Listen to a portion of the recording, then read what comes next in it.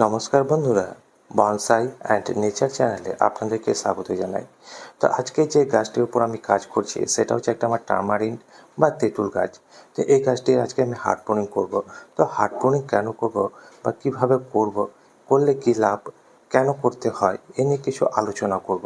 তো বন্ধুদের কাছে রিকোয়েস্ট, ভিডিওটি সম্পূর্ণ দেখবেন এবং সম্পূর্ণ দেখার পর যদি ভালো লেগে থাকে অবশ্যই ভিডিওটিকে লাইক করবেন, চ্যানেলটিকে সাবস্ক্রাইব করবেন। আর কোনো জায়গায় যদি বুঝতে অসুবিধা হয় অবশ্যই আমাকে কমেন্ট করে জানাবেন। আমি আপনাদের কমেন্টসের উপর অবশ্যই ভিডিও তুলে ধরবো। তো বন্ধুরা দেখতে পাচ্ছেন এটা একটা আমার টামারিন বা তেঁতুল গাছ। এই গাছটিকে আমি আগে ডিফ্লোরেশন করে নিচ্ছি, পাতাগুলোকে ছেঁটে বাদ দিয়ে দিচ্ছি। কারণ হচ্ছে যে বন্ধুরা এই গাছটির উপর আমি সেরকম কোনো কাজ করিনি, যার ফলে গাছটি আমার অগোছালোভাবে বেড়ে উঠেছে বা ওয়াইল্ড গ্রোথ একটা নিয়েছে বা ওয়াইল্ড গ্রোথ হয়েছে। তো বন্ধুরা এর জন্য আমাকে কী করতে হবে, যে কোন ব্রাঞ্চটি আমার রাখবো, কোন ব্রাঞ্চটিকে রাখবো না, কোন ব্রাঞ্চটি কেটে বাদ দিলে আমার গাছটির শেপটা ফুটে আসবে। তো সেই কারণেই আমি এই গাছটিকে আগে ডিফরেশন করে নিয়েছি, যাতে করে আমার ব্রাঞ্চগুলো বা গাছের যে লুকটা সেটা আমি বুঝতে পারি যে কোন ডালটি কোন দিকে আছে বা কোন ব্রাঞ্চটি কোন দিকে আছে। তো এই জন্য আমার যেগুলো করা প্রয়োজন সেটা হচ্ছে যে প্রথমে আগে ডিফরেশন করে নেওয়া। আর এই তেঁতুল গাছের পাতা খুবই ছোটো এবং খুবই ঘন, যার ফলে গাছের ব্রাঞ্চ সিলেকশন করা খুবই কষ্টকর।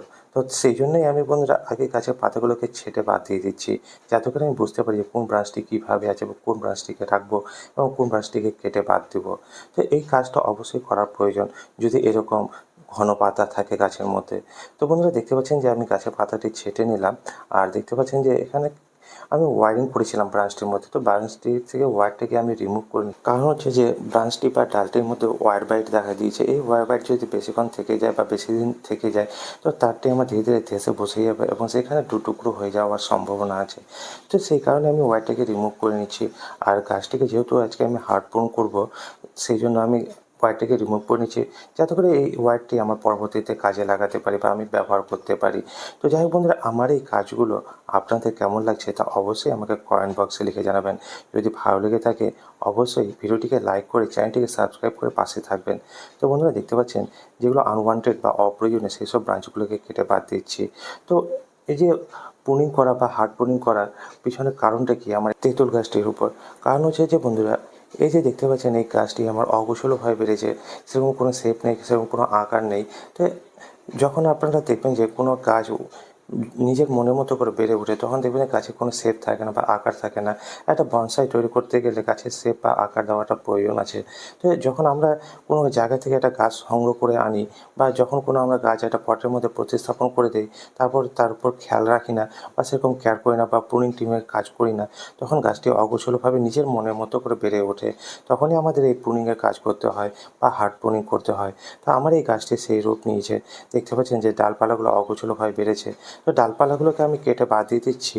কারণ হচ্ছে যে কি, গাছের শেপটিকে আমাকে ফুটিয়ে আনতে হবে বা একটা সুন্দর একটা বনসাই তৈরি করতে হবে। যদি এখন আমি হার্ড প্রুনিং না করি বন্ধুরা, তো গাছটি আমার সেরকম লুক আসবে না বা একটা সুন্দর শেপ আসবে না। আর এখন আমি যে হার্ড প্রুনিং করে দিই, এরপরে গাছটি আবার নতুন ব্রাঞ্চ ডেভেলপ করবে ও তখন আমি সেই সব ব্রাঞ্চগুলোকে নিয়ে ভালোভাবে কাজ করতে পারবো। তো বন্ধুরা এই জন্যই হার্ড প্রুনিং করার প্রয়োজন আছে। তো বন্ধুরা এবার কথা হচ্ছে যে হার্ড প্রুনিং আমরা কোন সময় করব। তো হার্ড প্রুনিং কোন সময় করব, যখন দেখবো যে গাছের গ্রোথ হচ্ছে বা গাছ ভালোভাবে ডেভেলপ করছে সেই সময়টাতে আমরা হার্ড প্রুনিংয়ে কাজ করতে পারি বা রিপোর্টিং প্রতিস্থাপন এইসব কাজগুলো করতে পারি। আর এইসব কাজগুলো করার সঠিক সময় হচ্ছে বন্ধুরা, সেটা আমি প্রত্যেকটা ভিডিওতেই বলে থাকি, তবু আজকে আরেকবার আপনাদের সামনে বলছি। সেটা হচ্ছে ফেব্রুয়ারি মাস থেকে শুরু করে বর্ষার আগে পর্যন্ত আপনারা এই ধরনের কাজগুলো করতে পারেন। প্রুনিং, ট্রিমিং, হার্ড প্রুনিং, গাছ চপিং, এই ধরনের বিভিন্ন ধরনের কাজ এই সময়ের মধ্যেই করে নেবেন বন্ধুরা। ভারী বর্ষায় বা ভারী শীতের মধ্যে সেরকম কোনো গাছের উপর কাজ না করাটাই ভালো। যদি আমরা সারা বছর যে কাটাকাটি করেই যাই গাছের উপর, তো গাছ সেরকমভাবে ডেভেলপ করবে না আর গাছও আপনার একটা সুন্দর বনসাইয়ে পরিণত হবে না। আপনারা দেখতে পাচ্ছেন যে এই গাছটিকে আমি রেখে দিয়েছিলাম, সেরকম কোনো কাজ করিনি, যার ফলে কিছু কিছু ব্রাঞ্চ নিজের মনের মতো করে বেড়েছে, ফলে গাছের থিকনেসটাও বা ব্রাঞ্চের থিকনেসগুলো সেরকম ভালোভাবে হয়েছে, বেড়েছে। তো এই জিনিসগুলো অবশ্যই খেয়াল রাখার প্রয়োজন আছে। তো বন্ধুরা একটা জিনিস অবশ্যই খেয়াল রাখবেন, যে গাছের কাজ তখনই করবেন যখন গাছ ভালোভাবে ডেভেলপ করবে, গ্রো করবে। তো বন্ধুরা এই জিনিসগুলো অবশ্যই খেয়াল রাখবেন।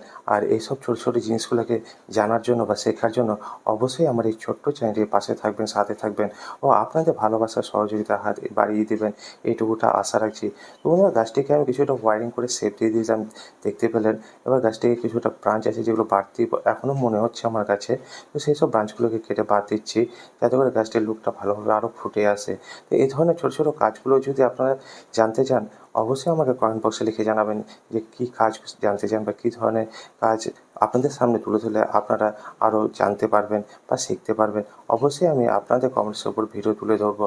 তো বন্ধুদের কাছে একটাই রিকোয়েস্ট করব যে আমার এই ভিডিওগুলো যদি ভালো লেগে থাকে, অবশ্যই ভিডিওটিকে লাইক করবেন। আপনাদের একটা লাইক বন্ধুরা আমাকে উৎসাহ দেয় এভাবে নতুন নতুন ভিডিও তুলে ধরার জন্য। তো বন্ধুদের কাছে একটাই রিকোয়েস্ট, ভিডিওটিকে লাইক করবেন, চ্যানেলটিকে সাবস্ক্রাইব করবেন। আর এই ভিডিও সম্পর্কে আপনাদের কোনো রকম মতামত বা জিজ্ঞাসা যদি থাকে, অবশ্যই আমাকে কমেন্ট বক্সে লিখে জানাবেন। আর এই ধরনের ছোটো ছোটো কাজগুলো যদি জানতে চান বা দেখতে চান বা শিখতে চান, অবশ্যই এই ছোট্ট চ্যানেলটির পাশে থাকবেন। আর কোনো রকম জিজ্ঞাসা থাকলে অবশ্যই আমাকে কমেন্ট বক্সে লিখে জানাবেন। আমি আপনাদের কমেন্টসের উপর ভিডিও তুলে ধরবো।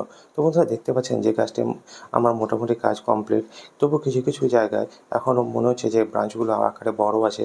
তো সেই সব ব্রাঞ্চগুলোকে ছেঁটে বাদ দিচ্ছি। ছেঁটে বাদ দিয়ে এরপরে গাছটির উপর আমি ফাঙ্গিসাইড লাগিয়ে নেবো, যাতে করে সেই সব জায়গাতে ফাঙ্গাসের আক্রমণ না হয়। যেসব জায়গাগুলোতে কাট দিলাম বা ক্ষত সৃষ্টি হলো, তো পরবর্তীতে গাছটি যখন বেড়ে উঠবে বা নতুন ডালপালা আসবে, তখন সেই গাছটির উপর আমি আবার ভিডিও তুলে ধরবো। তো সেই সব ভিডিওগুলোকে পাওয়ার জন্য অবশ্যই চ্যানেলটির পাশে থাকবেন, সাথে থাকবেন ও আপনাদের ভালোবাসার সহযোগিতার হাত এইভাবে বাড়িয়ে দিবেন, এইটুকুটা আশা রাখছি। তো বন্ধুরা আমার এই কাজ সম্পর্কে অবশ্যই অবশ্যই আপনাদের মতামত দিবেন। তো বন্ধুরা দেখতে পাচ্ছেন যে আমি ফাঙ্গিসাইড লাগিয়ে নিচ্ছি এবং ফাঙ্গিসাইড লাগিয়ে নেওয়ার পরে আমি এইভাবেই রেখে দিব। তো বন্ধুরা আজকে এ পর্যন্তই। দেখা হবে আবার কোনো নতুন ভিডিও নিয়ে বা আপনাদের কোনো কমেন্টসের উপর ভিডিও নিয়ে। তো সেই সব ভিডিওগুলোকে পাওয়ার জন্য অবশ্যই আমার এই ছোট্ট চ্যানেলটির পাশে থাকুন, সাথে থাকুন ও আপনাদের ভালোবাসার সহযোগিতার হাত এইভাবে বাড়িয়ে দিতে থাকুন, এটুকুটা আশা করি। তো বন্ধুরা আজকে এ পর্যন্তই।